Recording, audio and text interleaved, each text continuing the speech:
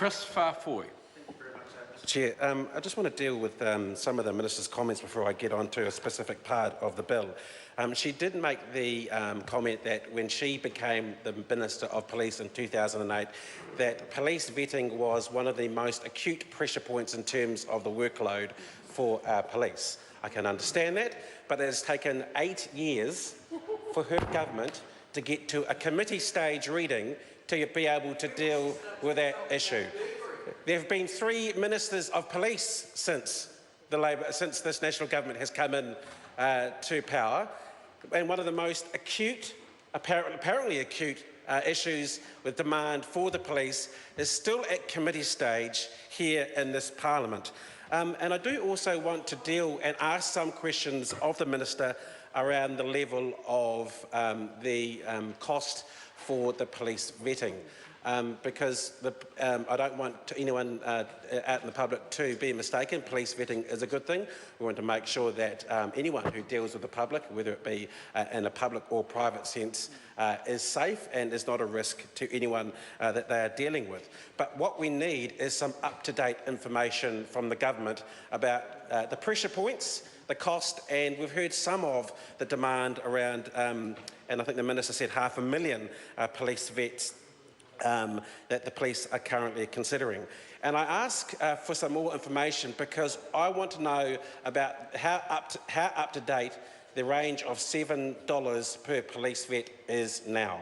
Because the range of $5 to $7 was first proffered up in a regulatory impact statement that came along with this bill that was provided by the police on the 4th of October in 2013.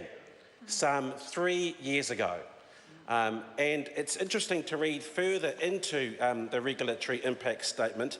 And I think I'm channeling the Christchurch Mayor, Leanne Dalziel, at the moment, who heavily relied on the regulatory impact statements, because the police said in Table 2, in Part 1 of their regulatory impact statement, that the total cost of providing the vetting service is likely to increase over time due to demand for the service and the operational costs of the service operation.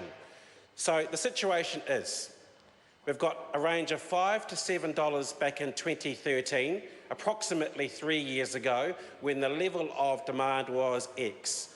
We're now told by the Minister that increase has demanded to about 500,000 police vet checks per year. Now, the police have said in this 3-year-old regulatory impact statement that yes, cost prices will increase for vetting because demand will increase. So my question, and I think the question of those people who submitted at the Select Committee is, what is the price? Is $5 to $7 now an obsolete range? Do we now have, because of demand increases, a different price that we should be looking at? Because that will be of major concern to the people who submitted on this bill. And when this bill first came out, we thought that it would be looking at the likes of event operators, if you were to be holding the likes of the Wellington Sevens or the Auckland Nines, where there may be a demand for increased policing because of the numbers of the people, because of the potential behaviour at those events, and therefore extra police resources would be required. But it is interesting to see who is being focused on here for the charge, the first charge that the police are looking at, because it is the likes of charities. It is the likes of the Cancer Society. It is the likes of the Salvation Army. They are the types of community organisations that have come under the microscope, who have asked to be heard at the Select Committee, who really want to know the financial impact that a potential cost around police vetting is going to mean for them. And I think if we're going to seriously consider this piece of legislation that will affect their bottom line, that they deserve the most up-to-date estimation of what this bill means to them.